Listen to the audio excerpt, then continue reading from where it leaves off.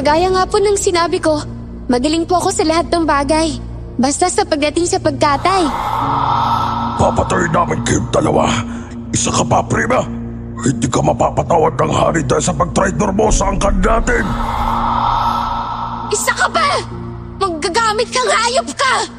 Mataas ang respeto ko sa'yo, pero masahol ka pa pala sa hayop!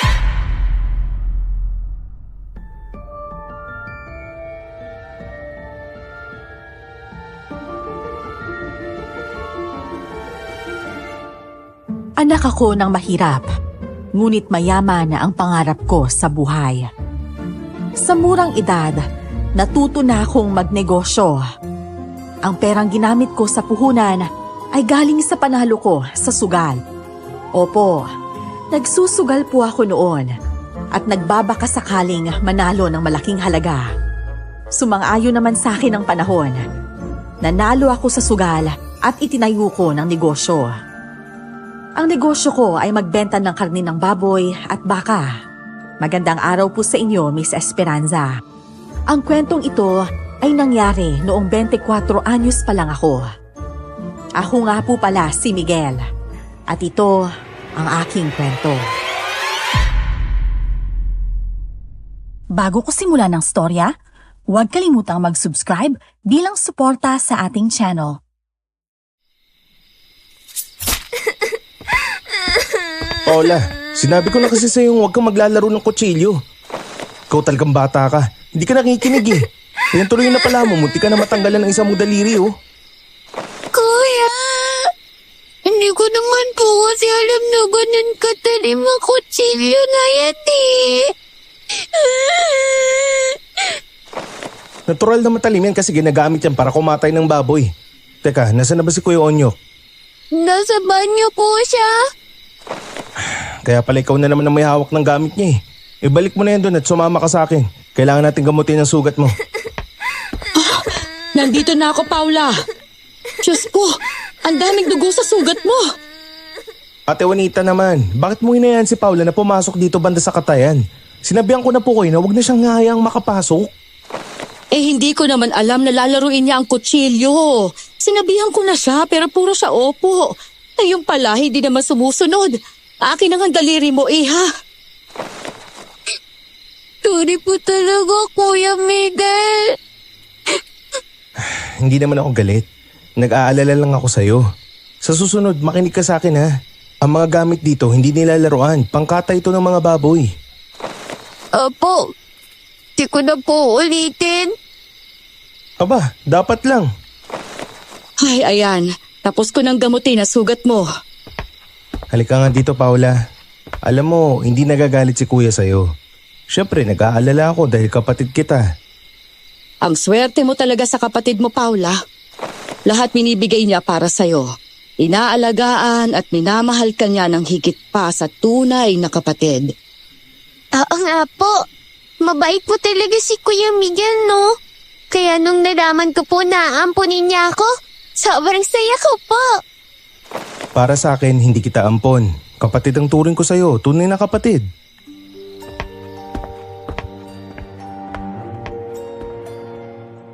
Limang taon lang si Paula noon nung napulot ko siya sa kalsada. Si Ate Juanita ang naglilinis sa katayan. Kapag tapos ng mangatay si Kuya Onyok, mababait silang pareho. Matagal ko na rin silang kasama. Masasabi ko na swerte ako sa kanila. Dahil sa kanilang sipag, umangat lalo ang negosyo ko. Kumikita ako ng malaking halaga kada araw. Maya-maya pa, bumalik si Kuya Onyok mula sa banyo. Doon niya lang nalaman ang nangyari kay Paula. Baka naman pinaalis niya lang ako bago siya pumasok dito. Ang kapatid mo talagang yun, Miguel. Kahit paulit-ulit ng pagsabihan, hindi talaga nakikinig. Kaya nga po sinasabi ko sa inyo na kapag nakita niyo siyang pumasok dito, edi kailangan niyo siyang pagalitan. Inuto ko na ngayon na kunwari tatagayin ko siya at kakainin pero nako, hindi talaga natatakot eh. Masyado lang nagmamatigas. Tsaka nga pala, ngayon wala na si Dando. Kakailanganin natin ng isang tagakatay. Hindi ko kasi kakayanin kapag ako lang mag-isa eh. Naghahanap nga rin po ako ng pwedeng pumasok dito sa atin. Gusto ko yung matapang na hindi natatakot sa pagkatay sa baboy man o baka. Hanggang ngayon, wala ka pa rin na nahanap? Wala pero dun sa kabilang bayan may inutusan na akong tao doon na tutulong sa atin sa paghanap ng bagong tagakatay. Di mabuti naman.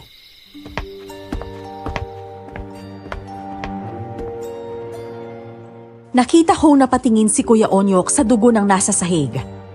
Dugo yon na nagmula sa sugat ni Paula kanina.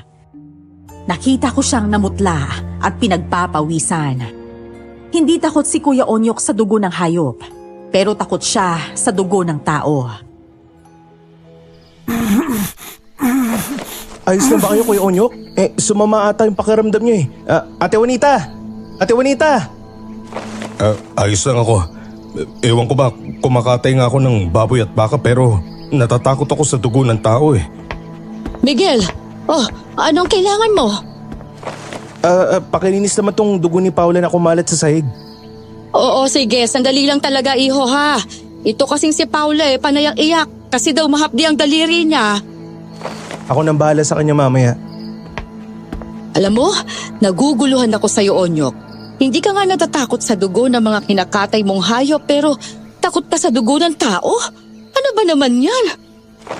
Ito talaga kung makapagsalita. Akala mo ba madali lang na kumatay ng hayop? Minsan nakakakonsensya din no? Iyak nang iyak yung baboy at baka pero kailangan silang katayin.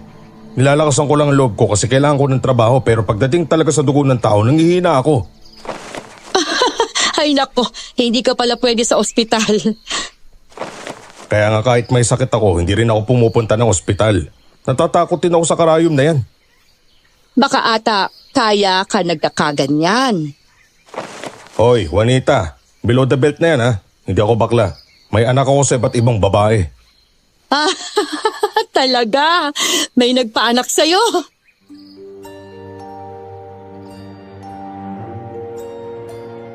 Madalas ko naman silang naririnig na nagkakasagutan na parang mga bata. Kaya sanay na ako sa kanila. Sa lahat ng mga tauhan ko, sila ang pinagkakatiwalaan ko sa lahat ng bagay. Sumapit ang umaga. Pinatawag ako ni Kuya Onyo. Meron daw babaeng nag-apply bilang tagakatay. Pinuntahan ko naman siya para makita. Hindi lang ito basta babae. Damit lalaki at kilos purong lalaki din.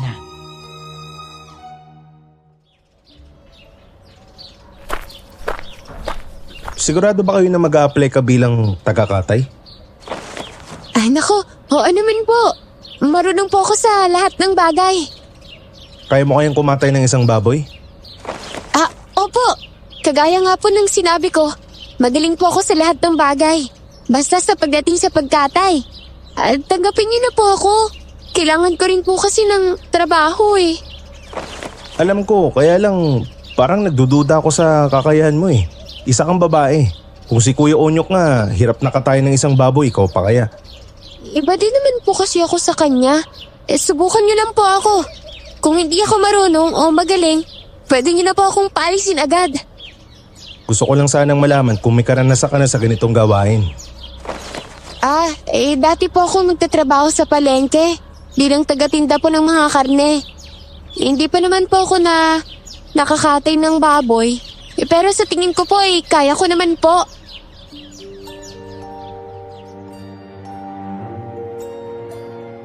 Hinila ko si Kuya Onyok palayo sa kanya at masinsinan itong kinausap.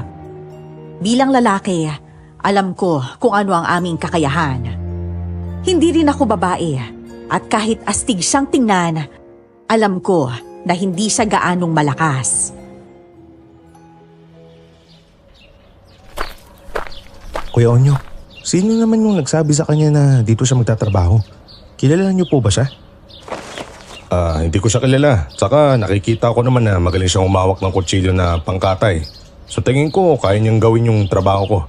Sigurado ka ba? Hinahanap natin dito yung taong matapang at may lakas. Nahiya kasi akong huwag siyang papasukin eh. Pupumilit kasi. Siya na daw ang kakausap sa'yo. Sa tingin ko talaga may karanasan siya sa pagkatay ng mga hayop. Kasi kung wala, hindi siya papasok dito. Parang mapapasubo ata tayo sa babaeng yan eh. Ano nga palang pangalan niya? Sabi niya, prima daw.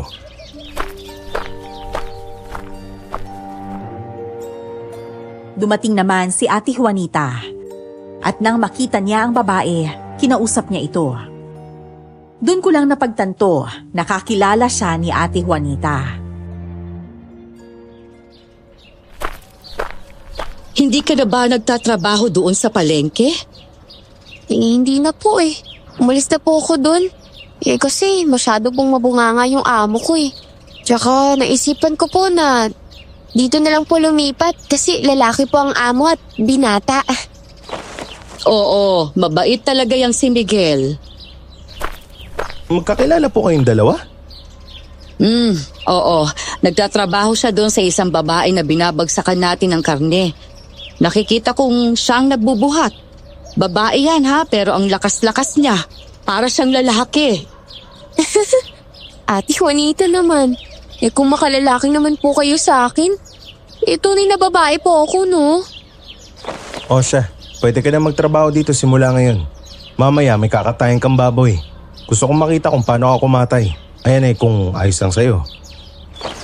Mas maganda nga po yun eh. Para malaman ko po kung pasado ang ginagawa ko sa inyo o hindi.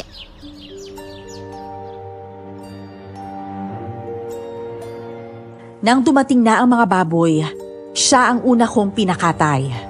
Hinawakan ni na Kuya Onyok ang paa ng baboy. Mabilis lang at malinis ang kanyang pagkakatay. Namangha ako at halos hindi makapaniwala sa kakayahan niya.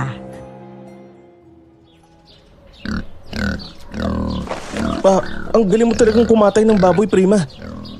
Umamin ka nga sa akin. Paano ka natuto ng ganyang kakayahan? Kagaya nga po ng sinabi ko, nagtatrabaho po ako sa palengke.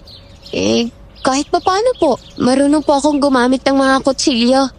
Ito pong pagkatay naman, namana ko po to sa tatay ko. Maliit pa po kasi ako, madalas na po kaming pumupunta sa piyesta. Siya po ang pinapakatay ng mga handang baboy o baka. Kaya naman pala eh. Mukhang nagustuhan mo ata si prima ng ganong kabilis ah. Opo, galing niyo po talaga eh. Pareho kayo ng kakayahan sa bilis at pagkalinis ng pagkatay. Para rin siyang expert ano? Oo eh. Saka nga pala, maiwan ko muna kayo. Kailangan ko munang pakainin yung mga alaga nating baboy. Itong mga karne ng baboy, bagsak nyo na sa pwesto ng mga Isko at Meray. Sige. Oy, sino bang sasama sa akin sa pagbagsak ng karne? Si Prima na lang. Maiwan na lang si Ate Juanita dito para makalinis sa mga ginamit nyo sa pagkatay. Oo, kaya na namin to ni Prima. Mukha pa naman siyang malakas kaysa sa akin.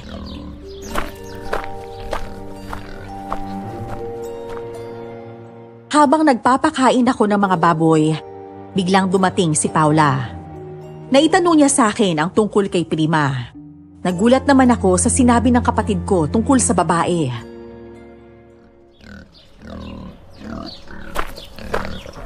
Alam niyo po ba, may babaeng yan ay nahuli ko po na ginakip ang schoolmate ko.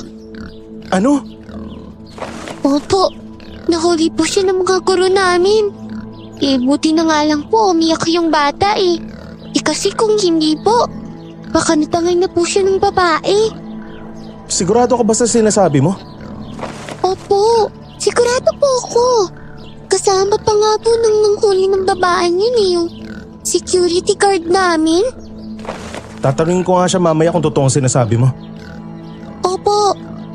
Pero, huwag niyo na lang po sabihin na ako pong bumanggit sa inyo ah.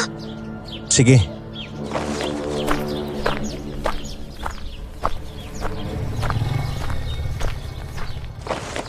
Intusan lang naman po kasi akong hulihin yung batang yun. Wala po akong magawa kundi sumunod. Dati kasi talaga akong nagtatrabaho ng mga hindi magandang gawain.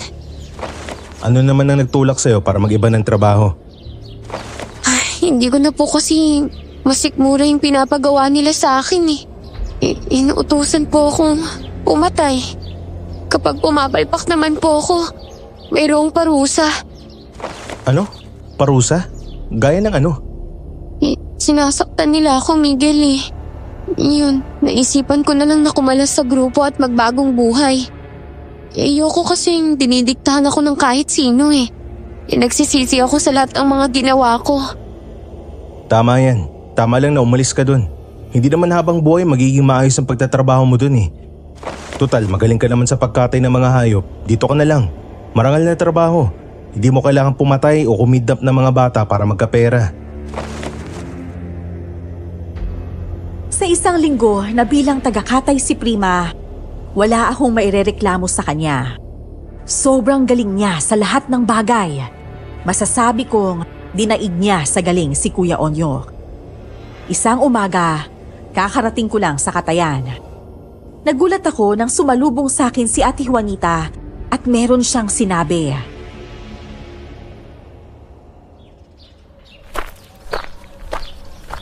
Miguel, huwag ka magulat sa sasabihin ko ha. Pero ano kasi, yung mga alaga mong baboy, nawawala doon sa kulungan. Ano? Lahat sila nawala? Eh, sino naman ang kumuha nun? Ang dami-dami nun. Hindi naman lahat. Doon sa pinakadulong kulungan, nawawala ang 3 baboy mo doon. Pero sino yung nagnakaw? Kailang yung maring makapasok dito eh. Alangan naman na ako. Anong gagawin ko sa mga yon? Tsaka hindi ko naman yun madadala sa bahay. Dumating na ba si Kuya Onyok at Prima? Hindi pa eh. Sige, kakausapin ko na lang sila mamaya. Ang pagkakaalam ko, gabi na yun kung umuwi si Kuya Onyok. Tinatago pa niya kasi yung mga damit niya na pangkatay eh. Dapat kasi papakainin ko mga baboy. Nagtataka nga ako kung paano silang nawala. Wala man lang bakas na nakita. Hayop ng mga magnanakaw na yan. Magbabayad talaga sila sa ginawa nila sa negosyo ko. Kaya lang wala tayong maituro kung sino ang nagnakaw. Hindi magtatagal, malalaman din natin yan. Wala naman sekreto na hindi nabubunyag eh. Tsaka nga pala, ihinabilin pala ng isang customer natin dun sa palengke na kung pwede ka raw nilang makausap. Mayroon kasi silang hihingi na pabor sa'yo. Alam ko na po yun. Saka na ako pupunta dun mamaya kapag nakausap ko na sina Prima at Kuya Onyok.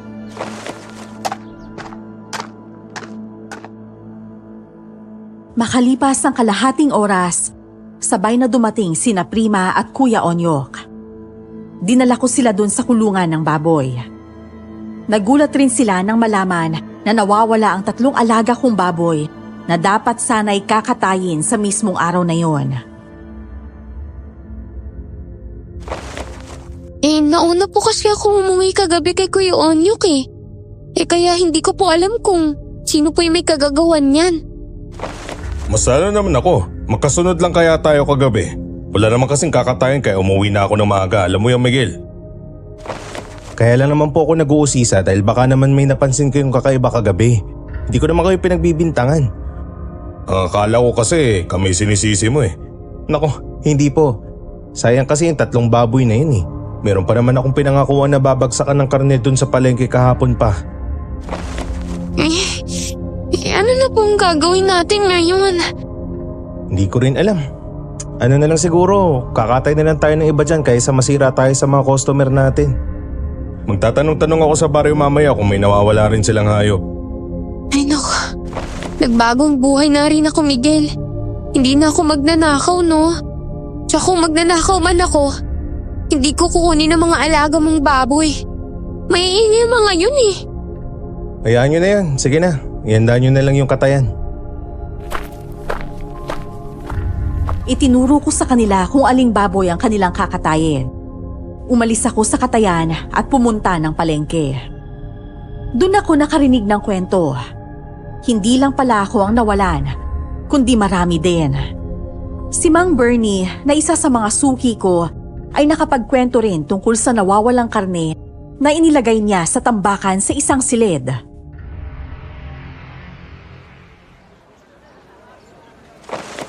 Miguel, pabuti na lang walang nabawas sa mga alaga mong baboy. Marami nagrereklamo dito kanina ng mga kakilala ko. Nawawala raw ang kanilang mga hayop kagaya ng manok at baboy. Talaga po? Nako, yung 3 baboy ko nawawala nga rin po eh. Ang akala ko talaga ako lang yung ninakawan. Hindi lang ikaw kundi pati na rin ako. Pati rin kami. Pwisit talagang magnanakaw na yan eh. Ano kaya magandang gawin sa mga yan? Kung mahuli sana iti parusahan. Kaya lang sobrang nag-iingat din ang hayop na yun. Ano kayang ginagawa nila sa mga ninanakaw nila? Naisip namin na baka binibenta nila sa kabilang baryo para perahan. Habang nag-uusap kami, bigla naman akong tinawag ni Aling Rita. Siya ang numero 1 kalaban ni Mang Bernie. Ang buong akala ko, si Mang Bernie na naman ang pag-uusapan namin. Pero nagulat ako nang tungkol kay Prima ang kanyang tinatanong. Bakit naman po kayo nagtatanong tungkol kay Prima? Nakarinig kasi ako ng kwento na magnanakaw ang babaeng yon. Kaya ikaw, Miguel, mag-iingat ka sa pagtiwala sa babaeng yon. Nasabi niya rin naman sa akin na dati siya magnanakaw pero sinusubukan naman niya daw na magbago. Magbabago? Naliliwala ka naman sa kanya. Para lang malaman mo, maraming nagkwento sa akin na iilang bahay ang ninakawan ng babaeng yan dito. Ito pa ha, pati daw mga alaga nilang manok, nilanakaw raw niya. Inilalagay niya raw sa sako. Ano po? Oo, kaya nga anong malaman nilang nagtatrabaho ang babaeng yun sa'yo, napakaraming chismis ang kumakalat dito sa palengke. Inaalis raw kasi yon ng babaeng pinagtatrabahuhan niya kasi raw nagnakaw sa bentahan. Baka naman po matagal nang tapos yun. Basta ako, handa akong bigyan siya ng pangalawang pagkakataon para makapagbagong buhay. Kaya ko lang naman ito sinasabi sa'yo, para mag-ingat kayong lahat doon. Mahirap na kasing magtiwala sa mga taong hindi naman dapat pagkatiwalaan. Naunawaan ko po yung pag-aalala niyo sa akin. Ano na naman ang chismis ni Bernie sa'yo? Tungkol sa mga nawawalang hayop ano? May chismis na rin akong narinig na siya ang nag-uutos sa mga tao para magdakaw. Aling Rita, alam ko po na magkalaban kayo pero wag niyo naman pong gawa ng kwento si Mang Bernie. Totoo ang sinasabi ko. Hayaan mo't darating din ang araw na malalaman ng lahat ang baho niyan. Lumipas pa ang mga araw. Isang kahindik-hindik na problema ang hinarap ng baryo namin.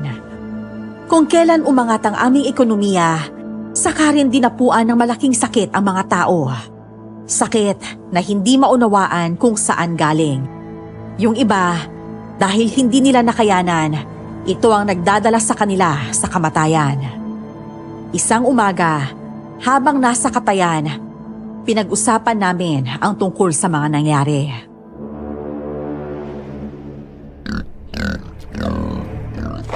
Paano kaya nangyari na nagkaroon ng kakaibang sakit ang mga tao, no? Okay naman sana kung mga matatanda lang pero pati mga bata eh. Kaya nga ang sabi nga ng iba baka raw isinumpa ang baryo natin. Biglang natubuan ng pantal-pantal ang mga tao tapos ang lala, sobra. Kahit anong gamit namin hindi naman gumagaling hanggang sa mamatay na lang sila dahil doon. Kaya wag raw tumabi sa mga taong may ganong kakaibang sakit. Marami nagsasabi na nakakaawa daw yun eh. Mukha namang hindi. Marami akong tao na kausap sa palengke na mayroong ganong sakit pero hindi naman ako nahawaan. Sa tingin ko kung sino lang ang sinasadyang bigyan ng ganong sakit, sila lang talaga nagkakasakit. Ay, bahala na sila sa buhay nila. Ang mahalaga hindi tayo nagkakasakit. Siguro mga makasalanan sa Panginoon ng mga yun. Kaya sila natamaan. Walang may gusto na magkaroon ng ganoong sakit. Nawawala na nga yung mga alagang hayop ng mga tao tapos sumabay pa tong problema. Hindi na alam ng mga tao kung ano yung una nilang haharapin. Kapag nga talaga minamalas ka, kahit anong ingat mo, sadyang mamamatay ka. Tsaka nga pala, mamayang gabi merong kakatayin dito. Kaninong schedule nga mamaya? Schedule ng dalawang lalaki na si Martin at Lando. Silang kakatay mamayang gabi. Sige, 2 baboy lang naman ang kakatayin mamayang gabi. Dito na rin sila matutulog sa katayan. Kailangan kasi na bukas ang alas 4 ng umaga, madedeliver ka agad yung mga karne. Sige. Bilinan ko na lang sila mamaya bago ako umalis. Salamat po Kuya Onyok.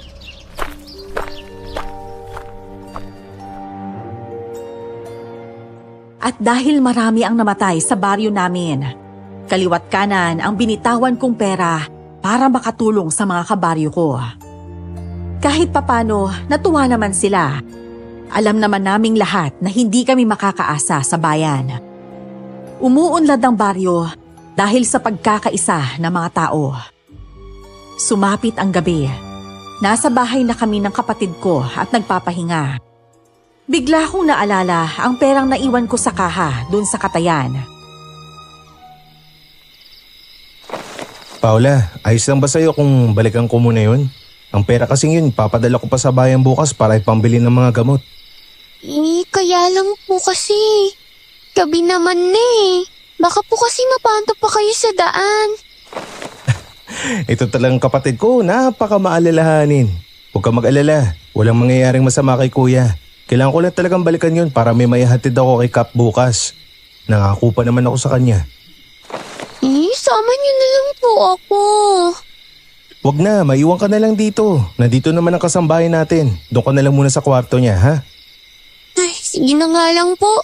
Pero, balik po kayo kaagad, kuya. Oo, babalik ako kaagad.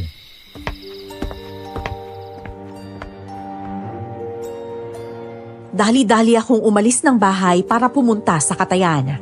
7:00 pa lang naman ng gabi, kaya sigurado ako na sa ganoong oras, marami pa ang hindi nakakauwi. Nasa 10 ang tauhan ko sa Katayan. Paiba-iba ang schedule para hindi sila mahirapan sa mga gawain. Nagulat ako nang makasalubong ko si Ate Juanita. Saan ka pupunta? Babalik ka pa ba sa Katayan? Opo, may kailangan lang akong balikan doon na mahalagang bagay. Ganun ba? 8:00 sana ng gabi ang alis ko sa Katayan. Kaya lang may mga kasama naman sila doon. Nandoon si Prima, nagpaiwan. Nagpaiwan? Ang akala ko sabi niya kanina kailangan niya makauwi ng maaga dahil meron siyang lakad. Ewan ko sa kanya. Sabi niya mamaya na lang daw siya uuwi kapag tapos na ang pagtatay sa mga baboy. Baka kako balak mang tumulong. Nako, kahit tumulong siya wala siyang mapapala na sahod sa akin ngayong gabi. Alternate na nga po kayo para mabigyan ko ng trabaho ang iba. Kawawa naman kasi, tagutom pa naman ngayon saka sumabay din tong mga nangyayari. Baka naman nagpapasikat sa iyong babaeng yun. Ate Juanita naman, umuwi na kayo. Kailangan ko rin kasi makabalik kaagad sa bahay. Nangako pa naman ako kay Paula na babalik ako kaagad. O siya, ingat ka dyan sa kanto ha.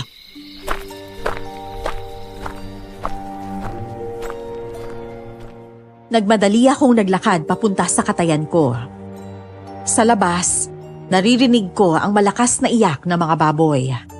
Dahan-dahan akong pumasok at naabutan ko ang 2 lalaki na kinakatay ang baboy na hinabilin ko sa kanila kanina. Nagtaka ako nang hindi ko nahanap si Prima doon. Inikot ko pa ang buong Katayan. Doon ko siya natagpuan sa kusina. Nagtatangkang maghugas ng kanyang mga kamay na punong-puno ng dugo.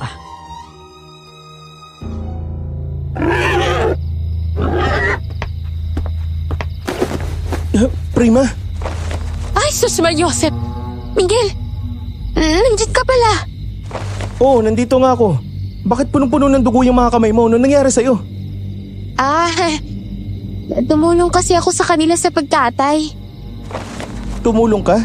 Pero nakita ko sila doon na kakakatay pa lang sa mga baboy ah. Tsaka kakaibang dugo ata yung kumakapit sa kamay mo. Parang hindi dugo ng baboy. Kung hindi dugo ng baboy, ano? Ikaw talaga, Miguel, nagpapatawa ka na naman eh. Sadali nga lang, hugasan ko lang tong kamay ko. Tsaka tong mga gamit na ginamit ko sa pagkatay. Bakit ka ba tumulong sa kanila? Hindi mo naman schedule ngayon. Kaya nga binigyan ko kayo ng schedule para malaya kayo makapagpahinga. Naawa kasi ako dun sa dalawa eh. Kakailanganan nila ng tulong ko. Tsaka huwag mo nang isipin ang ibabayad mo sa akin. Hindi ko na rin naman kailangan eh. Ang ibig ko lang sabihin, dapat kung sino lang ang nakatoka na magtrabaho, yun lang yung babalik dito sa Katayan. Wala ka bang balak na magpahinga? Meron. Uuwi na nga ako pagkatapos nito eh. Kung ayaw mong maniwala sa akin na tumutulong ako, magtanong ka dun sa 2 tauhan mo.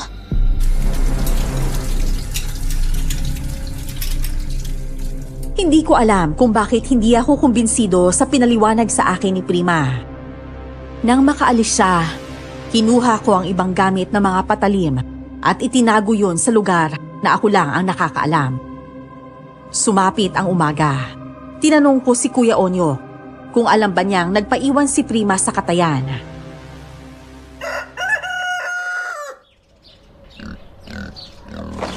Bakit daw ba siya napaiwan? Hindi ko nga rin alam eh. Tinanong ko siya pero ang sabi niya sa akin, tumulong siya sa pagkatay ng baboy. Nang dumating ako kagabi, nakita ko yung 2 tauhan na kumakatay pero wala si Prima. Nagulat na lang ako na makita ko siya dun sa kusina, duguan yung kamay niya. Baka nga talagang tumulong. Sa tingin ko talaga hindi eh. Kakaibang dugo yung kumakapit sa kamay niya. Kung dugo ng baboy yun, malalaman ko kaagad pero yung kagabi parang dugo ng tao. Ano? Huwag mo sabihin na iniisip mong pumapatay si Prima ng tao. Basta, sa tingin ko talaga, dugo ng tao yung kumapit sa kamay niya kagabi. Sigurado talaga ako. Kung ako ang nakakita sa kanya, malalaman ko kung dugo ng tao yon. Maya-maya kapag dumating siya, ako nang bahala magtanong sa kanya. Sige. Pakisabi na rin na kapag hindi niya schedule, hindi siya pwedeng tumulong ha. Oo, sabihan ko na rin kaagad. Nang palabas na ako sa Katayan, nakasalubong ko naman si Prima. Ngumiti lang ako sa kanya. Pero ang totoo ay kinikilabutan ako. Pinauna ko muna siyang pumasok sa Katayan. Saka bumalik para marinig ang pinag-uusapan nila ni Kuya Onyok. Sinabi pala sa akin ni Miguel na nagpaiwan ka dito kagabi. Opo. Tumulong po ako sa pagkatay ng baboy. Aba Prima, nangagaw ko na ata ng trabaho. Kapag hindi mo schedule, wala kang karapatan na manatili dito sa Katayan. Una pa lang sinabihan na kita niyan, di ba? Ano naman pong masama sa ginagawa ko? Nagpapabita ka ata kay Miguel. Hindi lang yun ang napansin ko. Marami akong tinanungan sa palengke kung may alam ka nga ba sa pagkakatay. Marami ang nagsabi na wala. Kaya sabi mo sa akin ng totoo. Paano ka natutong kumatay ng mga hayop? Ha? Hindi ko naman po kailangan magpaliwanag sa inyo eh. Isa pa, parehas lang tayong trabahante dito. Tsaka ang ayaw ko sa lahat ay yung pinapakalaman ako ng kapwa ko trabahador. Ang yabang mo kung sumagot. Hindi mo ba alam na kahit si Miguel nire-respeto niya ako? Ang kapal naman ng mukha mong pagsabihan ako ng ganyan. Bakit? May masama ba akong ginawa kagabi ha? Wala naman ah. Hindi ko nga rin maintindihan kung bakit gano'n na lang reaksyon ninyo nung malaman yung nagpaiwan ako kagabi. Ano bang mali sa ginawa ko? Mali bang tumulong? Walang mali sa pagtulong.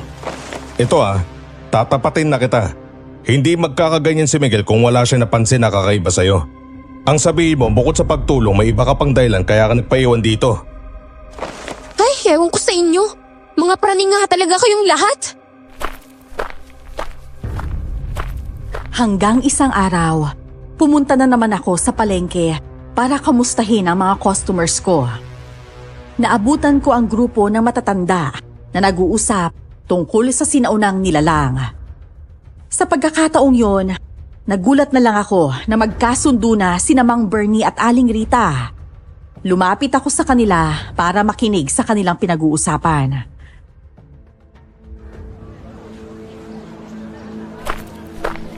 Sa tingin ko, kaya ito nangyayari sa baryo natin dahil bumalik na naman ang mga nilalang na yon.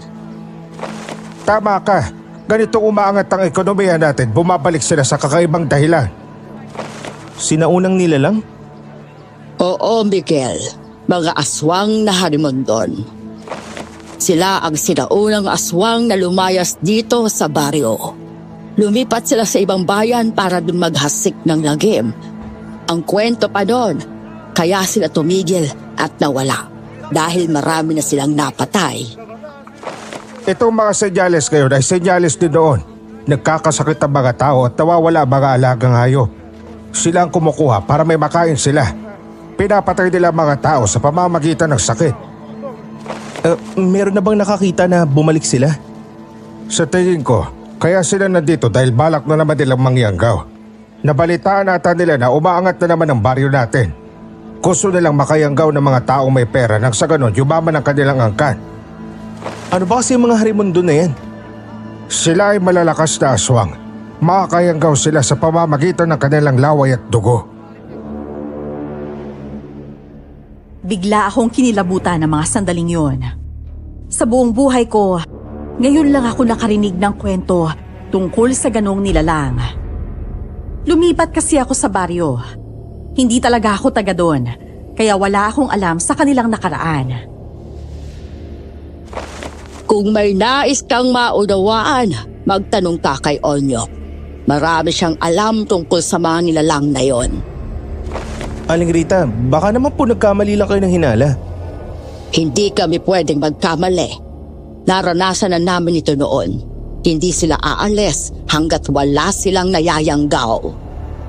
Magkaisa na lang tayo lahat para sa baryo.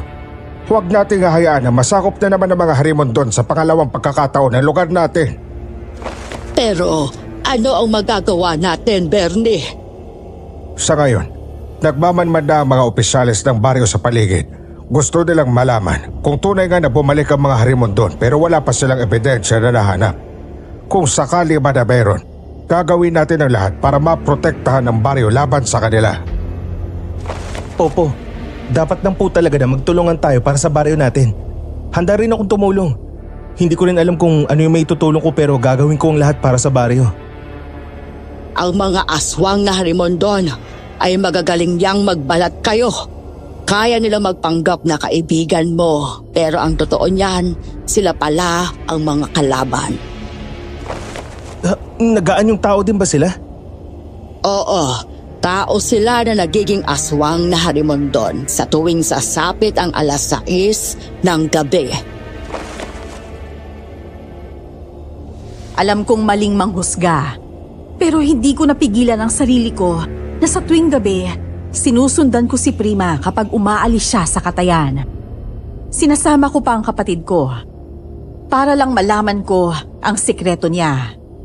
Unang gabing pagsunod ko sa kanya, normal naman ang lahat. Umuwi siya sa bahay na kanyang inuupahan at hindi na lumabas.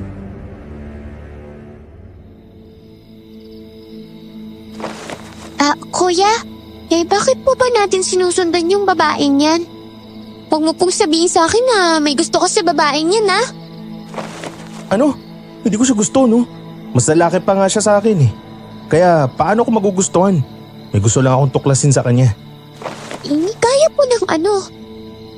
Basta, malakas talagang kutob ko na may lihim ang babaeng yan. Hindi ko lang alam kung ano. Sinasabi ko naman po kasi talaga sa inyo eh. Hindi po maganda ang background ng babaeng yan. Bakit po kasi siya tinanggap sa katayan? Kung may duda ka naman po talaga sa kanya. Nung una, wala naman ako napansin na kakaiba sa kanya. Nagsimula lang lahat nung naabutan ko siya sa katayan. Ano po ba kasing ginawa niya? Hindi ko rin alam, basta nakita ko siyang duguan. Basta. Umuwi na po kasi tayo, kuya. Ang dami na pong lamok dito, oh. Tara, uuwi tayo. Pero hindi tayo pwedeng tumigil sa pagsunod sa kanya hanggang sa matuklasan natin kung ano tinatago niya. Kuya, sandali. Si Ate Prima. Lumabas siya ng bahay niya. Tara, sundan natin siya kung saan siya pupunta. Hinawakan ko ang kapatid ko sa kamay at hinila para masundan si Prima. Pumunta ang babae sa kagubatan ng gabing yon. Nagtago kami sa isang malaking puno ng kahoy. Nakita ko pang palingalinga si Prima sa buong paligid. Bigla akong napuwing, kaya kinuskus ko ang aking mga mata. Nang pagkadilat ko, biglang nawala si Prima. Nawala na po ba ang puwing ninyo? Oo, wala na. Teka, nasaan na si Prima? Ewan ko po. Hindi ko na po kasi siya napansin dahil inipan ko po ang mata ninyo. Anak nang, paano siya nawala ng ganong kabilis? Kuya, nakakilabot naman po yung tunog na yun. Umuwi na po tayo. Sige, uwi na tayo. Sa susunod, sisiguraduhin ko na hindi na makakatakas ang babaeng yun sa paningin ko. Nang palabas na kami ng kagubatan, biglang lumitawang nilalang sa aming harapan. Nilalang na matipuno ang katawan. May matatalas na kuko at may mahabang dila. Natakot kaming pareho ni Paula. Tinangka kaming salakayin ng nilalang na yon. Ngunit merong isang malaking aso na sumalakay sa kanya. Habang naglalaban sila, tumakas kami ni Paula sa kagubatan.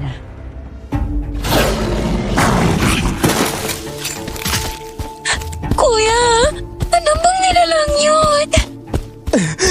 Hindi ko alam. Bilisan mo lang sa pagtakbo. Hindi nila tayo pwedeng maabutan. Bakit naman po tayo niligtas ng aso? Ewan ko. Basta kailangan natin makaligtas sa kanila. Baka kaya sila naglalaban dahil pinag-aagawan nilang karne natin. Yun na ating sinasabi nilang aswang na harimondon. Aswang? Oo, mamaya ko na lang ipapaliwanag sa iyo lahat dun sa bahay. Muntikan na tayo dun sa mga halimaw na yun. Kayo naman po kasi. Kasalanan talaga to ni Ate Prima.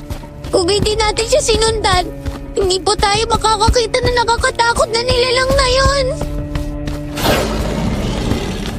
Isang grasya na para sa akin na nakaligtas kami sa mga nilalang na yon. Kinaumagahan, tinanong ko si Kuya Onyo tungkol sa mga aswang na harimondon. Habang wala pa ang iba niyang kasama, nakipagkwentuhan muna siya sa akin. Bakit mo naman natanong ang mga nilalang na yun? Nakarating na rin ba sa'yo yung balita na bumalik na sila? Opo. Tagal ko na pong alam pero hindi ako nag-usisa sa inyo.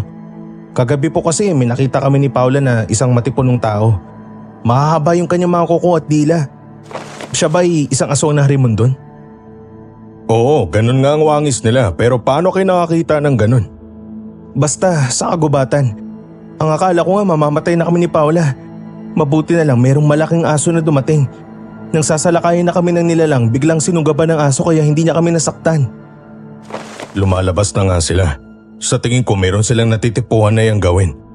Naniniwala ako na isa ka rin sa target nila, Miguel. Lahat ng mga negosyante sa baryo na to, gusto nilang yang gawin. Ano? Kung ganun, ano po yung pwede kong gawin para makaligtas ako sa kanila? Makaligtas ka lang sa kanila kapag mapatay mo sila. Malalakas sila, Miguel. Bihira ka lang makahanap ng taong makakapatay sa aswang na harimondon. Ang mga manunugis lamang ang may kakayahan na patayin sila. Kung ganun, kailangan ko makahanap ng manunugis. Kailangan matapos ang angkan ng mga harimondon na yan. Manunugis? Teka, manunugis ba ang aswang na gusto mong hanapin? Huwag kang sumabat kung di ka ang kinakausap ni Miguel. Hindi naman siguro lingid sa'yo na may aswang na harimondon na gumagala dito. Sa tingin ko, alam mo na yun. Oo, matagal ko nang nalaman. Pero saan ka naman makakahanap ng manunugis? Hindi ko din alam, Prima. Sisikapin kong makahanap para mapatay ang mga hayop na yan. Natahimik silang pareho ng mga sandaling yon. Nang umalis na ako, sumunod si Prima sa akin. Dinala niya ako sa labas ng katayan at kinausap ng masinsinan. Oh, Miguel, simula nung nadatnan mo akong tumulong dito sa katayan, nag-iba na yung pakikitungo mo sa akin. Wala naman akong ginagawang masama ah. Ang gusto ko lang talaga ay makatulong. Paano mo naman nasabi na nag-iba ang pakikitungo ko sa'yo? Kasi malamig na ang mga titig mo sa akin. Halos ayaw mo rin akong kausapin eh. Wala akong masamang intensyon sa'yo o sa ibang kasama ko dito. Wala naman akong sinabi na may masama kang intensyon. Maniwala ka naman sa akin oh. Wala akong gagawing masama. At saka kung meron kang hindi dapat pagkatiwalaan, si Kuya Onyok yun. Ano? Huwag mo siyang sisiraan sa akin. Hindi ko siya sinisiraan. Nang nawala ang mga baboy mo, alam kong siya ang kumuha. Hindi ko lang sinabi sa'yo kaagad. Dahil alam kong hindi ka maniniwala sa akin. Sinungaling ka. Gusto mo lang sirain ang samahan namin dito sa katayan. Hindi nga ako nagsisinungaling. Nakita mismo ng dalawang mata ko. Bigyan mo ako ng pagkakataon para patunayan ko sa'yo ang sinasabi ko. Totoong siya ang kumuha ng 3 baboy. Maniwala ka sa akin. Baka sa mukha nito ang sinseridad habang nagsasalita. Sumapit na naman ang gabi. Sinundan ko na naman si Prima at kasama ko si Paula. Nang gabing yon, hindi siya dumiretso sa bahay niya, kundi sa sementeryo.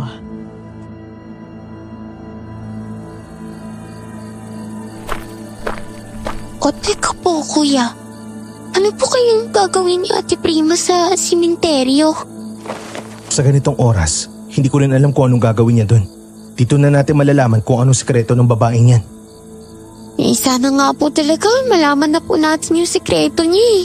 Para matapos ang pagsunod natin sa kanya. Napapagod na rin po kasi ako eh. Sana nga lang talaga.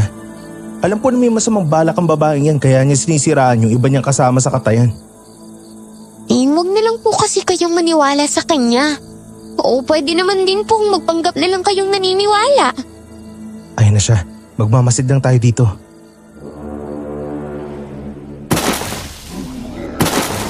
Nang makatungtong na si Prima sa sementeryo, biglang nagsilitawan ang mga nilalang na harimondon.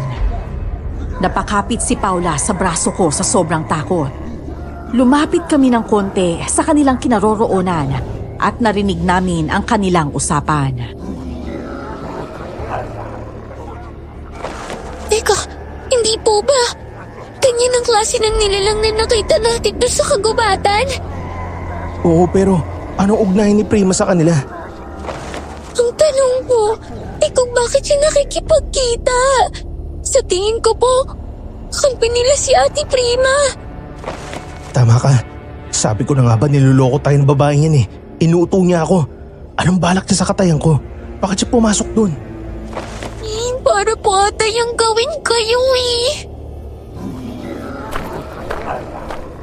May inabot silang telang itim kay Prima.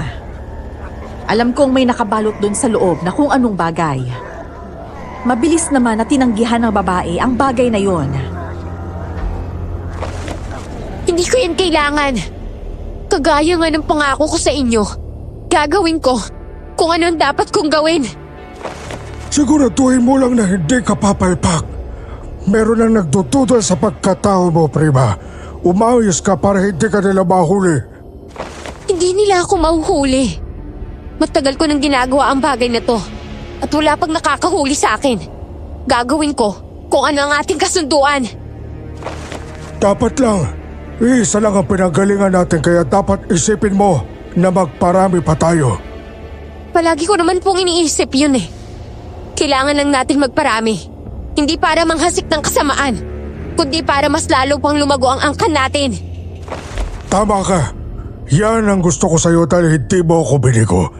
Mag-ingat ka lang sa may-ari ng katayan. May duda na siya sa'yo. Kunin mo pa ang tiwala niya at sikapin mo maging malapit sa kanya. Nakita kong tumangulang si Prima, saka umalis na ang mga harimondon. Umalis na rin si Prima sa sementeryo na parang walang nangyari. Doon ko napagtanto na gusto niyang gamitin ang negosyo ko para sa kanilang plano.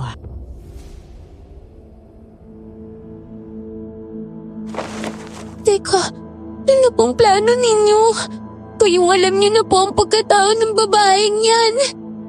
Hindi ko naman siya pwedeng paalisin ng ganun-ganun lang. Magdududa siya. Tama ka nga, Paula. Pwede rin ako magpanggap na naniniwala sa sinasabi niya. Kung gusto niyo makuha ang tiwala ko, kailangan ko rin makuha ang tiwala niya. Kung magsumbong po kaya tayo sa barangay? Sa tingin mo may maniniwala sa atin? Oo naman po. Hinahanap ng mga tao ngayon ang haribundon. Kapag sinabi natin sa kanila na may kaugnayan si Ate Prima sa mga nilalang, maaari po nilang hulihin ng babae para gawing pain sa mga nilalang. Susubukan ko magsumbong bukas sa mga taga-barangay. Nang sumapit ang umaga, una kong kinausap si Kuya Onyok bago pumunta sa barangay. Sinabi ko sa kanya na huwag siyang magtiwala sa dalaga, kaya nagtaka naman ito.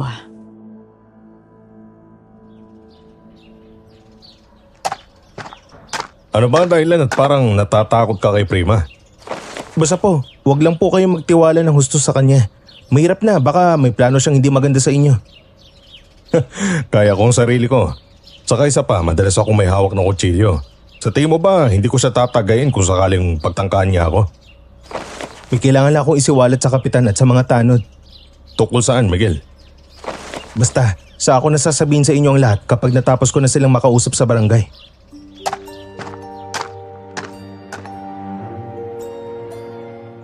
Nang paparating na ako sa barangay, nakita ko si Mang Bernie na palabas ng barangay hall. Maraming tao ang nandun at lahat sila nagrereklamo sa krimen na nangyari sa baryo.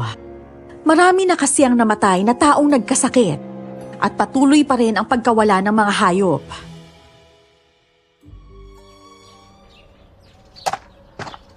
Miguel, bakit ka na pa rito? Gusto ko lang sana makausap sina kapitan at ang mga konsehal. Nandun sila sa loob. Alam mo ba na usap-usapan si Prima dito sa baryo? Kagabi raw may mga harimon doon na sumalakay sa mga mangingisda. Iniligtas daw sila ni Prima. Ano? Oo, kaya nga sobrang pagpapasalamat nila eh. Marami ang mga taong lumabas ngayon na iniligtas rin daw ni Prima sa mga nilalang. Bayani ang tingin nila kay Prima. Paanong nangyari na iniligtas sila ni Prima? Pinatay raw ni Prima ang mga harimon doon na gustong pumatay sa kanila. Alam mo, bilib din ako sa babae yun. Kahit dahil lang siya sa baryo natin, marami pa siyang naitulong kaysa sa mga tanod. Pero hindi siya pwede pagkatiwalaan. Kaya niya ginagawa ang bagay na yun para lituin tayo sa totoong pakay niya. Ano? Anong ibig mong sabihin? Nakita ko siyang kausap ang mga harimon doon sa sementeryo. May kaugnayan siya sa mga nilalang na yun. Ano? Kung meron siyang kaugnayan, bakit sinasabi ng iba na pinapatay niya ang mga harimon doon? Yun din ang hindi ko alam. Plano niyang lahat ng to, inuuto niya tayong lahat. Sandaling hindi nakainig si Mang Bernie. Alam kong nalilito siya sa sinabi ko. Pagkasapit ng gabi, nag-iisip ako ng planong gagawin ko para mabulgar ang pagsisinungaling ni Prima. Nakaupo ako sa labas ng bahay sa may ilalim ng malaking puno. Nagulat na lang ako nang may sumalakay sa akin na isang nilalang. Nakalmot niya ako sa likod. Nagpagulong-gulong ako sa lupa nang malakas niya akong sinisipa.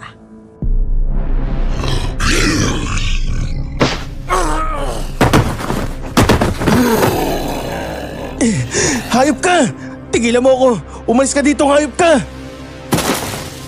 Aswang! Ako ang harapin mo! Prima!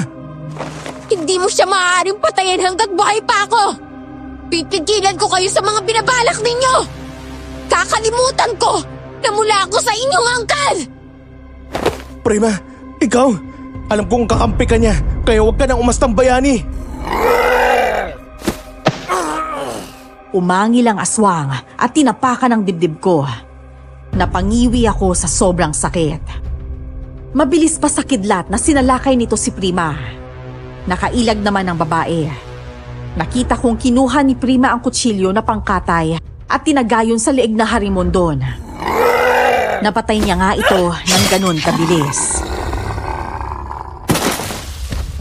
Teka, ayos ka lang ba? Traitor ka! Alam kong kakampi ka nila. Sa tingin mo ba makukuha mong tiwala ko kahit iniligtas mo ko? Alam ko na rin na noon mo pa ako sinusubaybayan. Kung talagang kakampi nila ako, matagal na kitang pinatay. Pag-usap tayo. Karapatan mong malaman ng lahat ng lihim ko. Gusto ko na rin na manahimik ka na at wag mo na akong sundan. Maaari ka mapahamak sa ginagawa mo, pati si Paula. Tinatala mo pa. Hindi kita ipapasok sa bahay ko. Hindi ko alam kung anong intensyon mo sa akin pero alam kong masama kang babae. Tama ka. Masama nga talaga akong babae. Hindi ako inosente. Pero hindi ko alam ang kanilang ginagawa. Galing ako sa angkan ng mga harimundon. Ako ang tumutulong sa kanila para makapangyanggaw. Para mas lalo pa kaming dumami. Bakit ka pumapayag na gamitin ka nila? Hindi ako pumapayag na gamitin nila ako. Gusto lang namin na magparami ng lahi. At isa ka sa gusto nilang niyang gawin. Kaya ako pumasok sa katayan. Ako sana ang gagawa nun. Kaya lang hindi natuloy. Marami kang pagkakataon na yang gawin ako. Pero bakit hindi mo ginawa? Dahil nagbago na ang isipan ko. Huli na nang natuklasan ko ang karumal-dumal na krimeng ginagawa ng mga angkan ko sa kabilang baryo. Nagpapanggap lang ako na kumakampi sa kanila. Kaya kailangan ko patayin ang mga harimundo na pumapatay at gustong ang biktima. Nang sa ganun, hindi na nila masabi sa hari na tumutulong ako sa mga tao. Anong karumal-dumal na krimen ang ginagawa ng mga harimon doon sa kabilang baryo? Pumapatay sila ng tao. Yun ang di ko matanggap. Gusto ko matuloy ang plano pangyayanggaw. Pero hindi ko gusto yung kanilang kalakaran na pumapatay sila. Kaya mas pinili kong manatili sa katayan. Kahit alam kong sinusubaybayan mo ko. Dahil gusto kitang protektahan sa kanila. Kuya! Sino kausap mo? Hoy, babae! Layuan mo nga ang kapatid ko! Isa kang aswang! Kapag hindi mo siya nilayuan, sasabuhan kita ng asin!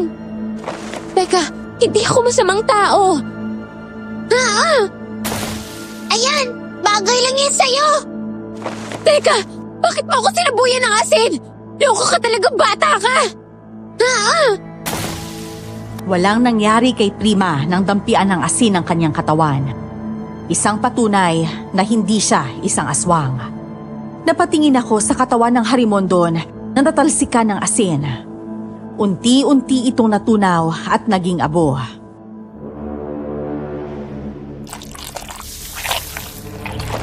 Asin lang palang katapat ng mga halimaw na to eh. Hindi lahat mapapatay ng asin. Sila ay may mga mabababang uri lamang ng Harimondon, kaya sila natutunaw. Ang malakas na Harimondon ay mahirap patayin. Meron pang malakas na Harimondon? Oo. At yun ang kanilang hari na nakausap ko sa sementeryo. Siya ang pinakamalakas sa angkan namin. Teka, bakit po hindi ka natunaw sa asin?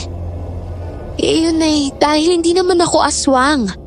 May lahi lang akong Harimondon, pero hindi ako aswang.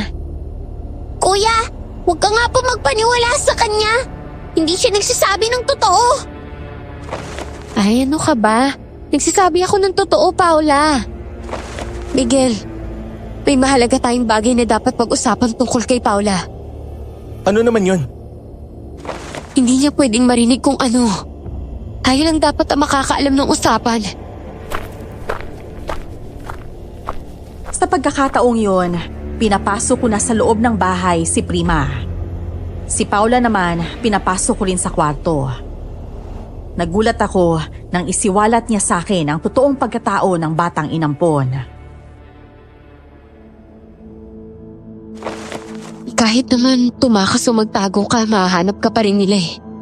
May kaugnayan ang lahat ng Harimondon kay Paula. Siya ang susunod na tagapangalaga ng angkan ng mga Harimondon. Isa rin siyang kagaya ko. Ano? Paano yung nangyari? Si Paula, nakita ko yun sa kalye noon. At kung sino man ang makakapulot sa kanya, ay magkakaroon ng swerte. Kaya umangat ang katayan mo dahil sa pag-alaga mo sa kanya. Ito na ang tamang panahon para singilin ka nila sa lahat ng swerteng nakuha mo kay Paula. Ano? At ang kapalit ba nito ay buhay ko? Oo. At yun ang gagawin ka nilang Harimondon. Paano kapag ayaw kong maging Harimondon? Hindi, babawiin nila sa inyo si Paula. Kapag hindi mo siya sinuko, papatayin ka nila. Pero kung lalaban ka talaga, maaari nilang patayin si Paula. May paraan ba para hindi nila masaktan si Paula? Oo. Kailangan na mapatay ang pinuno ng Harimondon. Ang puso ni Paula na lumalabas ay ang ugnayan nila ng pinunong Harimondon. Ang puso ni Paula? Hindi ba? Merong nakalabas sa puso ni Paula sa kanyang tiyan? Ang puso niya ay mayroong tumitibok na puso ng hari ng Harimondon. May nakapagsabi sa akin na kapag ginalaw ang puso ni Paula, maaari niya tong ikamatay. Pero kailangan nating sumugal. Kailangan maputol ang puso ni Paula. Nang sa ganun, mawala ang ugnayan nila ng aswang ng Harimondon. Ang makakagawa lamang nun ay ang mga taong may kakayanan sa panggagamot. Napaisip ako kung saan ako makakahanap ng manggagamot. Hanggang sa naalala ko si Aling Rita. Ang alam ko, may kakayahan siyang manggamot. Hindi pa doon natapos ang naikwento ni Prima sa akin. Kailangan sa lalong madaling panahon, magawa na natin ang bagay na to. Kailangan bago sumapit ang pista ng ani. Mapuputol na ang puso ni Paula na may karugtong sa buhay ng hari ng Harimondon. Pista ng ani? Oo. Yun ang takdang panahon upang salakayin nila ang baryong to. Pero ang pista ng ani ay para sa mga taga-baryo. Oo, tama ka. Doon nakatakdang sasalakay ang haswang ng Harimondon. Dapat huwag matuloy ang pista ng ani para walang mapapahamak. Hindi mo mapipigilan ang pista ng ani. Matutuloy pa rin to. Dahil nakasanayan na to ng mga tao. Gagawa na ako ng paraan para maputol ang ugnayan ni Paula sa hari ng Harimondon. Kailangan ko makausap si Aling Rita. Ang alam ko may kakayahan siyang manggamot. Kaya lang tumigil siya dahil may masamang nangyari sa pamilya niya. Kaya siya tumigil. Dahil sinumpa siya ng hari ng Harimondon. Sabihin mo sa akin kung sino ang hari ng Harimondon na yan. Si Mang Bernie. Siya ang gumagawa ng plano para sa pagsalakay ng mga Harimondon. Ang mga Harimondon na umaatake ay utusan niya lang. Ilang segundo akong hindi nakapagsalita nang mabanggit nito ang pangalan ni Mang Bernie. Ang isa sa masugid kong customer. Mabait ito sa pagkakakilala ko. Kaya lang, meron silang alitan ni Aling Rita na hindi namin alam kung ano ang dahilan. Ngayon, naging klaro sa akin ang lahat kung bakit galit ang matandang babae sa kanya.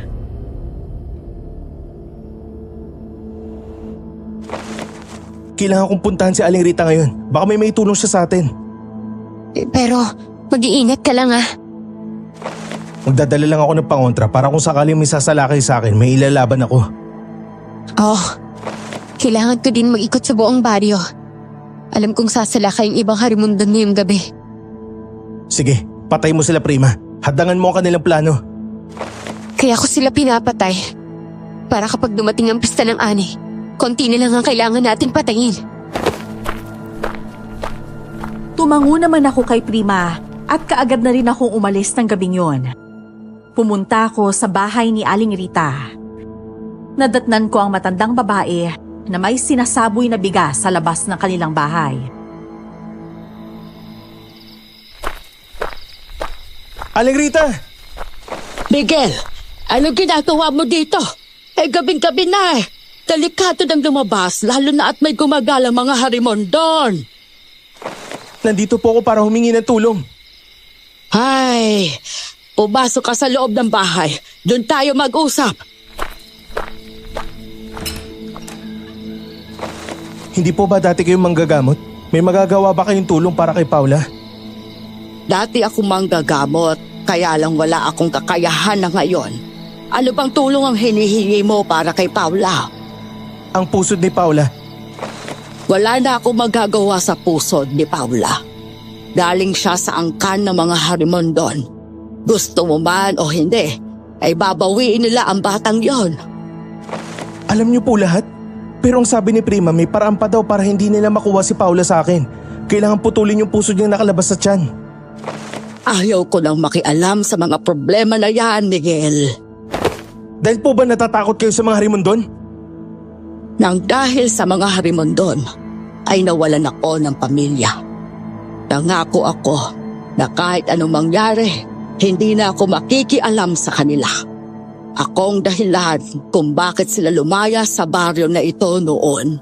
Ngunit hindi ko namang inakala na si Mang Bernie ay siyang hari pala ng mga halimaw na yon. Kaya po ba kayo galit sa kanya kasi alam niyo ang tunay niyang pagkatao? Oo, isinumpa niya ako, kaya't nawalan na ako ng kakayahan sa panggagamot. Isa pa, buwis buhay ang pagputol sa puso ni Paula. Pwede siyang mamatay. Kahit may lahing Harimondon si Paula, tao pa rin ang tingin ko sa kanya. Maawa naman po kayo, Aling Rita. Gumawa kayo ng paraan para matulungan natin si Paula. Pero anong paraan ang gagawin ko? Putulin mo yung puso ni Paula sa lalong madaling panahon.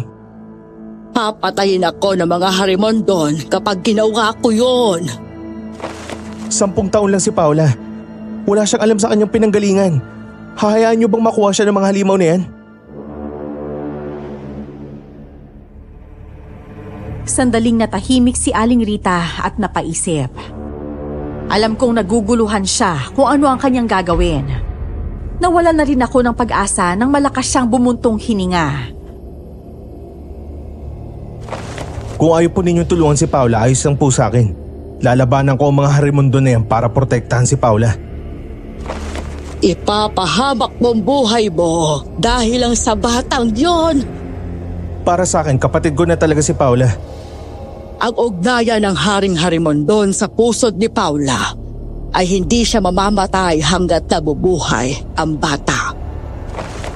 Kapag naputol ang pusod na yun, pwede na siyang mamatay, hindi ba? Nagkakamali ka. 2 buhay niya. Ang isa'y nakasalalay kay Paula at ang isa naman ay nakasalalay sa kanyang sarili. Kung ganun, kahit palalabanan siya ng lahat, hindi pa rin siya mamamatay hanggat nandun ang pusod ni Paula. Oo, bukas na bukas dalhin mo si Paula dito. Puputulin ko ang pusod niya.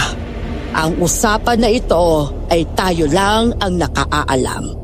Huwag na huwag mong bigkasin sa iba. Nang sumapit ang umaga, dinala ko si Paula sa bahay ni Aling Rita. Pagkadating namin, nakahanda na ang gintong matalas. Meron ding mainit na tubig na kumukulo pa. May mga dahon pa ng kung anong halaman sa mesa.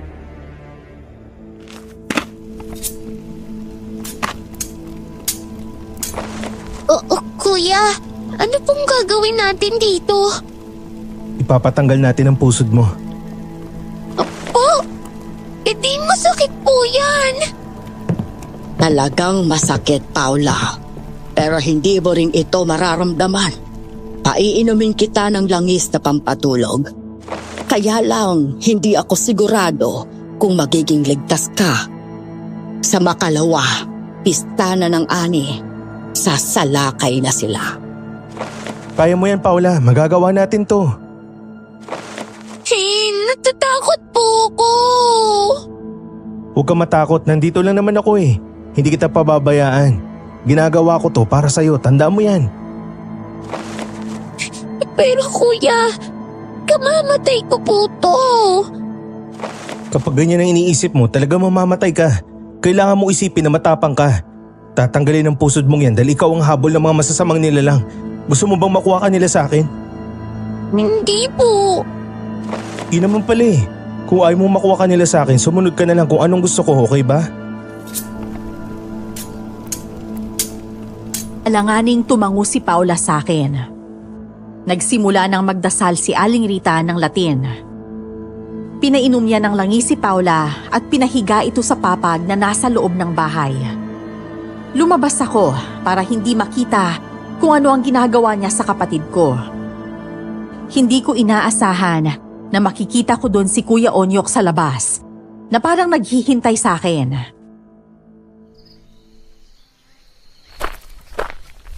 Kuya Onyok, bakit po kayo nandito? Bakit niyo po iniwan ng katayan eh? Alam niyo naman na may ginagawa ako. Kaya ako pumunta dito para itanong sa'yo kung aling baboy ang kakatayin. Tsaka napansin ko nga pala, Miguel, ilang araw ka na atang lutang. Ano nangyari sa'yo? Wala po. Basta ikaw na lang ang pinagkakatiwalaan ko sa katayan. Ano bang ginagawa niyo dito? Kasama mo ata si Paula. Nakita ko yung tsinelas niya sa labas ng pinto. Huwag na po kayo magtanong. Umalis na po kayo.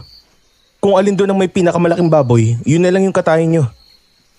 Sige, walang problema. Alam ko na kung alin doon ang kakatayin namin.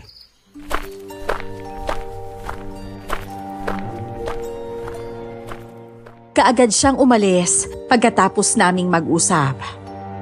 Ayoko munang bumalik sa loob ng bahay ni Aling Rita. Umikot muna ako sa palengke at hinanap si Mang Bernie. Ni anino ng matanda ay hindi ko nakita. May nakapagsabi rin sa akin na ilang araw na raw itong hindi nagbubukas ng pwesto. Kumpirmado na nga talaga na siya ang hari ng mga halimaw sa baryo.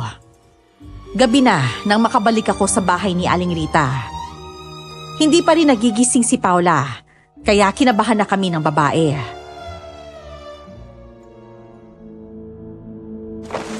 Hindi mo ako masisi. Kung sakaling may mangyaring masama sa kanya, Mikel, ikaw ang nagpumilit na putulin ko ang pusod niya. Magigising siya. Matapang si Paula, alam ko yan. Ayan na ang puso ng halimaw na nakadikit sa pusod ni Paula. Sunugin mo na yan sa apoy doon sa kusina. Opo. Kapag sumapit pa ang umaga at hindi pa nagigising si Paula, isa lang ang ibig sabihin nun. hindi tayo nagtagumpay sa ginawa natin sa kanya. Hindi po ako maaaring mawalan ng pag-asa. Magigising siya, alam ko po yun. Sana nga lang talaga, Miguel. Kaagad kong sinunog ang pusod ni Paula. Nakikita ko pa ang maliit na puso ng nilalang na tumitibok. Nang ilagay ko yun sa apoy, nagsanhiyo ng hindi kaaya-ayang amoy. Naging tuyo ang pusod at ang puso ng nilalang hanggang sa naabo na ito. Bumalik ako sa kinaroroonan ni na Paula at naabutan kong nagkukumbulsyon na ang kapatid ko. Tulungan mo ako, Miguel. Hindi ko na alam kung anong gagawin ko sa kanya. Paula, labanan mo naman. Huwag kang magpapatalo sa kung ano ang nararamdaman mo. Dalhin mo na sa doktor si Paula. Ano? Pero malalaman nilang pinutol ang puso niya kapag ginawa ko po yun. Kaysa naman dito siya mamatay. Buhatin mo ang kapatid mo at dalhin sa doktor. Wala na akong nagawa kundi buhatin si Paula. Nang mabuhat ko siya, tumigil ang kanyang pagkumbulsyon. Ang akala ko, namatay na ang kapatid ko. Ngunit bigla siyang dumilat at tila naguguluhan sa nangyayari. Kuya, bakit mo po ako binubuhat? Diyos ko, ligtas ka na nga, Paula. Ay, salamat naman sa Diyos kung ganon. Nagawa ko nga. Hindi po ako pwedeng mamatay. Kasi wala po kayong kasama, kuya. Mabuti naman at naisip mo yun. Wala nang pusod na nakalabas sa tiyan mo. Hindi ka na kailangan mahiya kapag tinutukso ka ng iba. Oo nga. Wala na nga po eh. Salamat po talaga, kuya. Lalong-lalo na po sa'yo, Aling Rita. Nakita ko ang saya sa mukha ng kapatid ko. Hanggang sumapit na ang pista ng ani. Marami kaming kinatay na mga baboy at iilang baka. Marami kasi ang umorder sa amin. Sumapit hanggang alas 8 ng gabi ang kanilang pagkatay. Magkasama sina Kuya Onyok at Prima sa katayan. Bigla naman akong kinausap ni Ate Juanita at may ipinagtapat ito sa akin.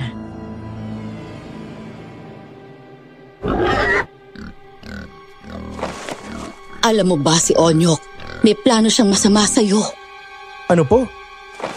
Oo, mag-iingat ka sa kanya ha. Narinig ko kasi na may kausap siya kanina. Maya-maya, magsisimula na ang sayawan. Yun na ang takdang oras para patayin ka raw nila. Mukhang seryoso ata usapan niyo ah. Pwede ko bang malaman kung tungkol saan yan? Tungkol lang po sa trabaho, Kuya Onyok. Tsaka nga po pala, tapos na ba yung pinapagawa ko sa inyo dun sa katayan? Oo, tapos na. Nagpaalam na nga sa akin si Prima na mauna nang umuwi. Maiwan ko na rin kayo. Kailangan ko na rin umuwi. Gusto ko pa kasing masaksihan ang pagsimula ng sayawan mamaya doon sa barangay. Sige na, Juanita, mauna ka na. Ako nang bahala dun sa mga lilinisin. Mamaya pa naman ako uuwi. Tumango ako kay Ate Juanita bilang pahintulot na pumapayag akong umuwi na siya. Pumasok ako sa kusina kung saan may tinatago akong matalim na kutsilyo. Sumunod naman sa likuran ko si Kuya Onyok. Gusto ko sana siyang kausapin tungkol sa sinabi ni Ate Juanita sa akin. Sa totoo lang, hindi ako naniniwala na isa siyang traidor. Matagal nang nagtatrabaho sa akin ang lalaki. Loyal ito at maaasahan. Anong sinabi ni Juanita sa'yo kanina? Wala lang yan. Ganun ba? Alam mo Miguel, sana matagal ko na tong ginawa eh. Alas 8 na at simula ng yanggawan at patayan sa baryo. Kuya Onyok, anong ginagawa mo?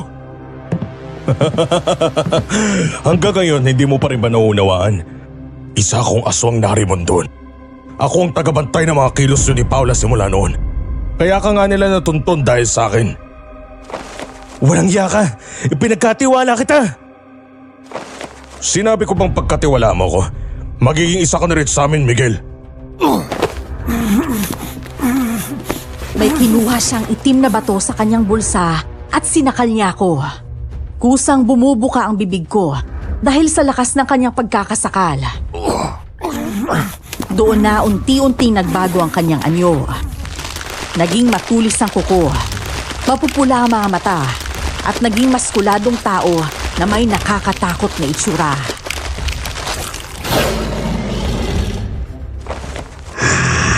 Magiging aswang ka na ngayon, Miguel! Hindi! Ayoko maging katulad mo, ayoko! Buksan mo palalo ang bibig mo. Kapag hindi mo ginawa, ako mismo ang kusang magbubukas niyan. Walang iya ka talagang lalaki ka. Pinagkatiwalaan kita pero isa ka palang traidor. Hayop ka! Pinabawi lang namin ang swerteng pinatikim namin sa'yo. Onyok! Ako ang harapin mo!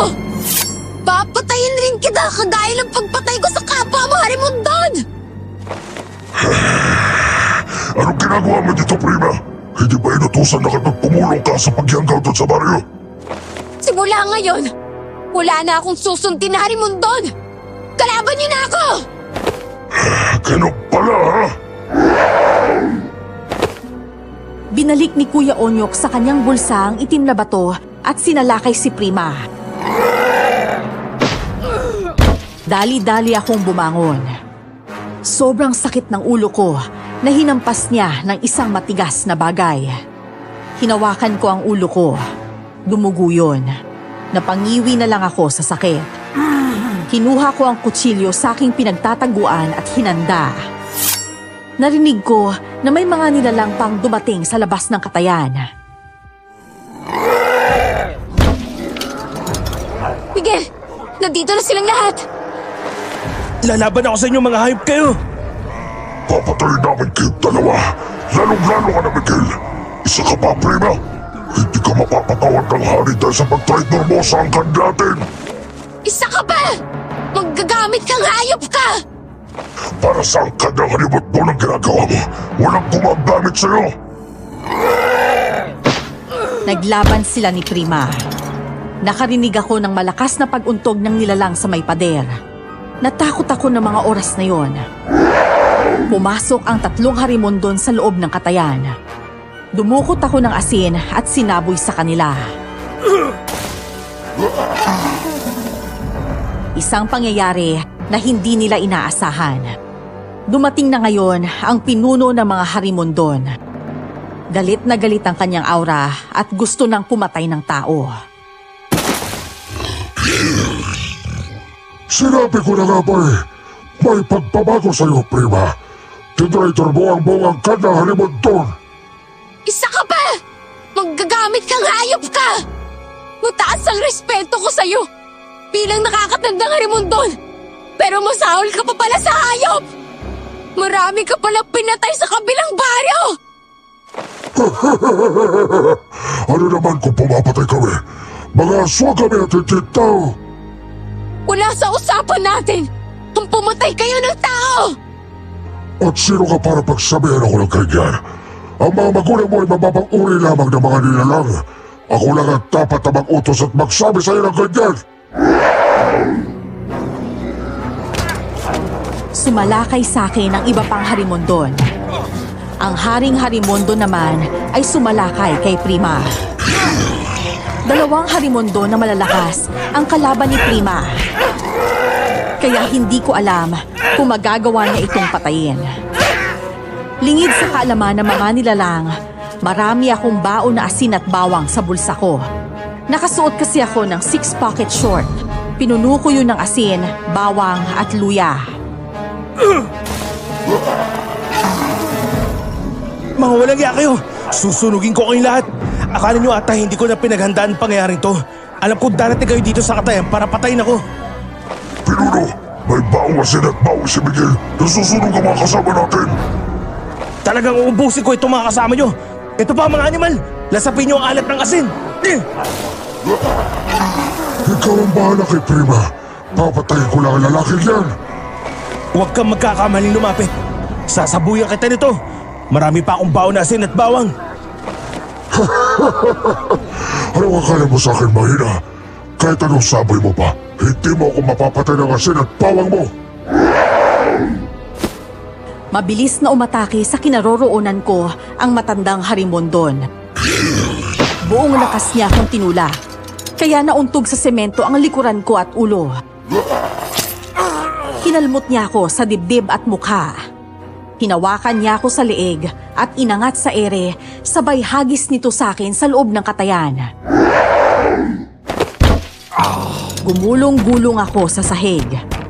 Maraming dugo ang kumalat sa sahig na nagmumula sa sugat ko. Isang maliit na boses ang narinig kong sumigaw at tinatawag ang pangalan ko. Kuya! Tumating ka din sa wakas, Apo. Halika rito. Sumama ka na sa akin. Babawiin na kita sa kanya. Ayoko po! Hindi ako sasama sa inyo! Hindi pwede hindi ka sasama sa akin. Malaki ang kaugnayan natin, Paula. Sa akin ka lang tapat mo kanig. Ang akala ko mapapakinabangan ko ang taong kumukup sa'yo pero hindi pala. Ayoko! Si Kuya Miguel lang ang gusto kong makasama! Isang malakas na angil ang narinig ko mula sa kinaroroonan ni na Kuya Onyok at Prima. Napatingin naman kami doon. Nakita kong sugatan si Kuya Onyok. Ang mga kamay ni Prima ay nasa kanyang dibdib. Biglang tinanggal ni Prima ang kanyang kamay sa dibdib ng lalaki at doon ko lang napagtanto na may punyal pala siya. Napatay niya si Kuya Onyok nang walang kahirap-hirap.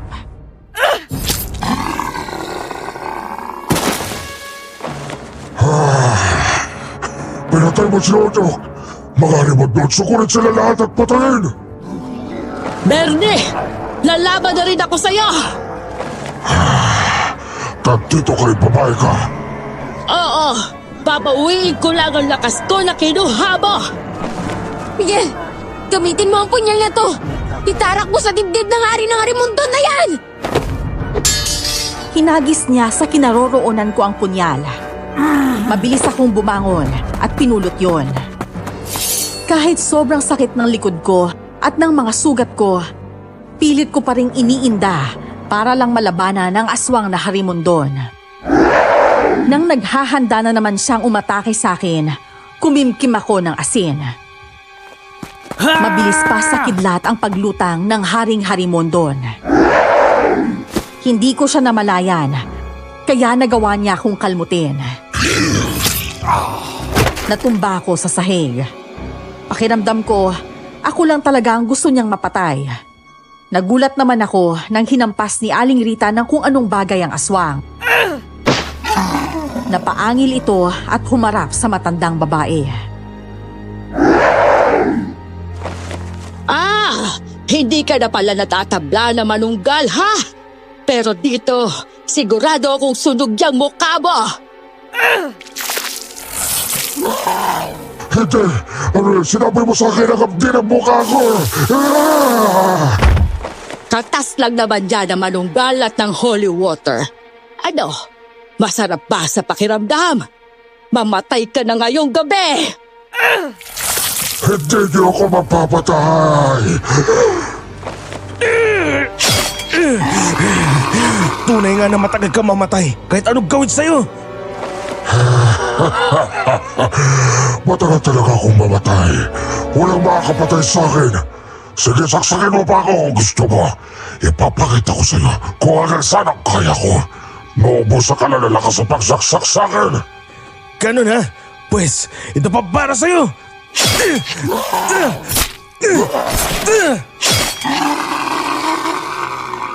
Paulit-ulit ko siyang sinaksak sa dibdib dahil sa galit. Kahit nasasakta na siya, nakukuha niya pa rin ngumisi sa akin. Nang napuruhan ko na ang puso niya, doon na siya nagsuka ng dugo.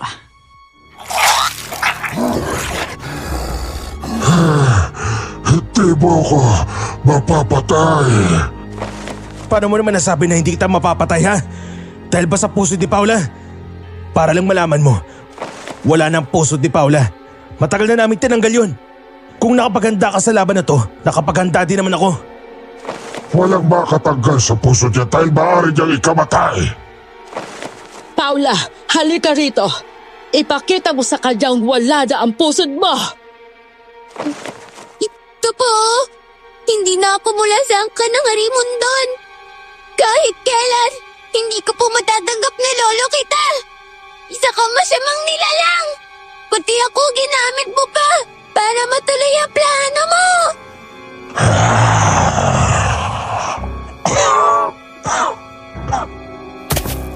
Nanlaki ang mga mata ni Mang Bernie nang makita na wala na nga ang pusod ni Paula kung saan nandun ang pangalawang buhay niya. Ang mga Harimondon na alalay niya ay unti-unti ring nagiging abo.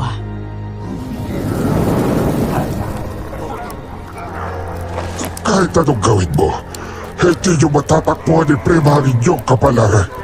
Kayo ang gagawa ng paraan para muling nadami ang mga hanggan natin. Hindi yun mangyayari. Kakalimutan ko rin na galing ako sa angkan ninyo.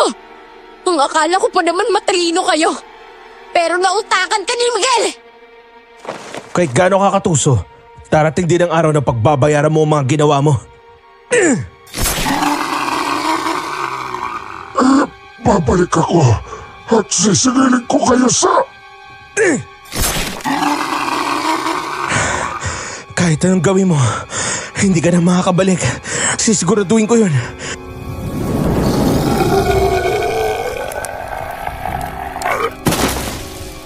Tuluyang nawalan ng buhay si Mang Bernie. Nakita namin na unti-unting naging abo ang kanyang katawan. Napayakap na lang kami sa isa't isa dahil sa sobrang saya. Dinala nila ako sa bahay para magamot ang mga sugat ko. Nang gabing yun, maraming tao ang dumating sa bahay. Ang hindi ko pala alam ay humingi ng tulong si Ate Juanita sa kanila at ibinulgar nito ang pagkatao ni Kuya Onyok.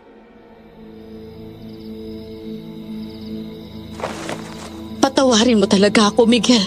Wala kasi akong lakas sa loob na sabihin sa'yo ang totoo. Matagal ko nang alam na isang aswang na Harimondon si Onyok. Kaya lang natatakot akong magsalita. Hayaan mo na yun. Tapusin natin, Juanita. Ang mahalaga, walang namatay sa atin. Ay, maraming salamat sa lakas na loob na ibinigay mo sa akin, Miguel. Sa wakas, makakapanggamot na ako ulit dahil wala na si Bernie. Tuluyan na pong nawalan ng bisa ang sumpa niya sa inyo. Malaya ka na po makapanggagamot uli, Aling Rita. Kuya, wala na po bang nilalang na darating para makuha nila ako sa'yo? Wala na, Paula. Habang buhay na tayo magsasama. Yay! Mabuti naman po kung ganon.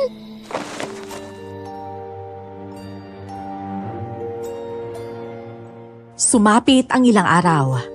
Bumalik sa tahimik ang baryo.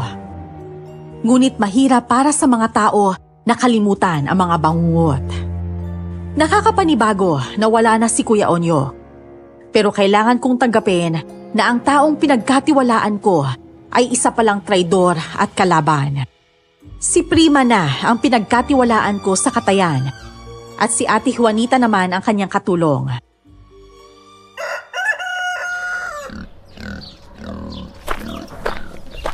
Oh, boss. Ituro mo na sa akin kung saan ang kakatayin ko dyan. Maraming orders ng mga karne ngayon ng baboy eh. Ubusin ko na lang sa pagkatay ang mga baboy na yan. Malalaki na rin naman sila, huwag kang magalala, tutulong ako. Wag na, kaya namin to. Meron naman akong kasama, 3 lalaki. Gusto ko lang tumulong. Ayaw ko kasi na mapagod kayo ng sobra. Nakakalungkot kasi wala na si Onyok. Yung lalaki talagang yon, kinuha pa ang loob natin. Kalimutan na natin siya. Hindi naman pala siya tunay na kaibigan. Kaya lang siya naging mabait dahil may masama siyang binabalak. Ay naku, wag niyo na siyang alalahanin. Malulungkot lang kayo niyan pag pinag-usapan niyo pa siya. Ikaw nang bahala sa mga kasama mo, Prima. Ha? Kung may iutos ka sa kanila, iutos mo lang. Aba? Parang ako na ang bagong amo ah. Alam ko kasi ang kakayahan mo. Kaya sigurado ako mas lalo tayo mag-iimpaldo araw-araw. O ano pang hinihintay ninyo? Magsimula na kayo magkatay ng baboy. Nako, kapag inuna nyo pa ang usapan, baka hindi aabot ng maaga dun sa mga nag-order. Ito na nga po, tutulo na nga po ko para mas lalong mabilis.